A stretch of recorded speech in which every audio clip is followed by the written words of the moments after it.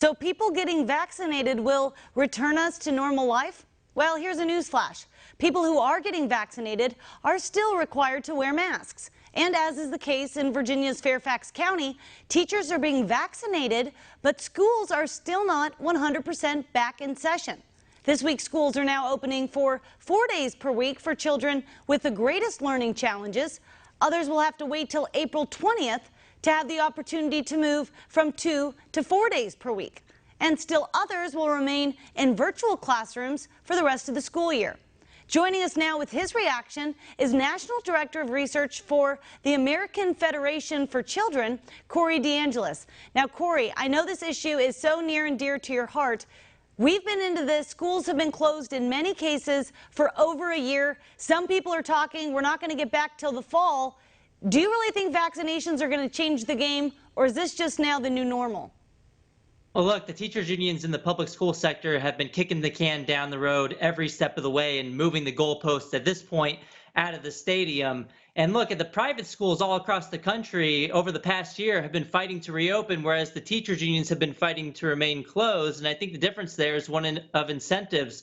One of these sectors gets your money regardless of whether they open their doors for business. So who knows what's going to happen in Fairfax County public schools over the next couple of weeks. But in the meantime, if you can't figure it out, just give the money to the families. Let them find an alternative that's going to work for their children. Advantaged families are already doing so. We should allow more families to have access to alternatives by funding students instead of closed institutions. And just today, a new nationwide survey came out finding that 71% of voters support the concept of funding students instead of systems.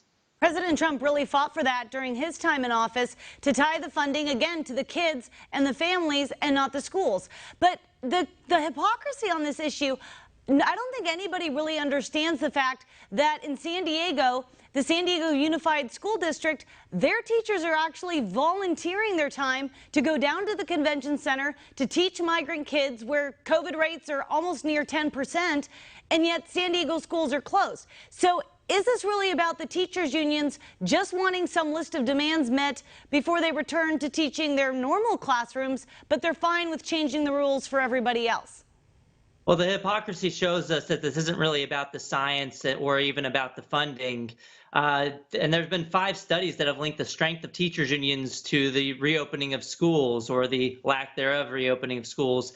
And my latest study with MIT's Christos Makrides found no relationship between more funding and the higher likelihood of reopening schools for in-person instruction. So the story here is that this has more to do with politics and power dynamics than about safety and the needs of students. And it's about time we get our priorities right and fund the students as opposed to these closed institutions, just like we do with so many other taxpayer-funded initiatives. With higher education, we have Pell Grants in the GI Bill where the money goes to the student and they can pick public or private. Same thing with pre-K programs. The money goes to the family and they can choose public or private providers. We should just apply that same logic to K-12 education and really align the incentives in the right way.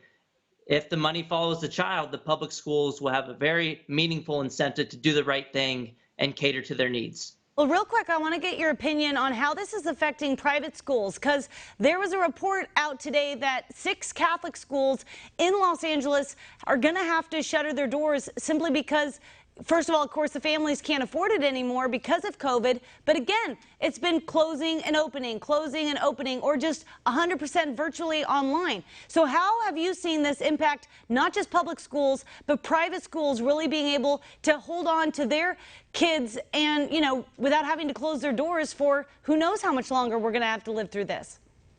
Yeah, look, private schools are scrambling to do what's right for families over the past year, and a lot of them are suffering because they're having to compete with a free product, a quote-unquote free product, the public school system that can keep its doors closed in California and still get your children's education dollars regardless of how well they do and regardless of whether they even open their doors over the past year. And look, families are looking at this entire situation and they're finally fed up, and they're saying that there's no good reason to fund closed institutions when you can fund students directly instead. And I think that's why a recent American Federation for Children Real Clear Opinion Research poll found that between April and August of 2020, support for funding students as opposed to systems jumped by 10 percentage points, right, from 67 to 77% among families who have children in the public school system. People are seeing just how important this education issue is. It was never about COVID to begin with, maybe at the beginning for the first, 14 days to slow the spread.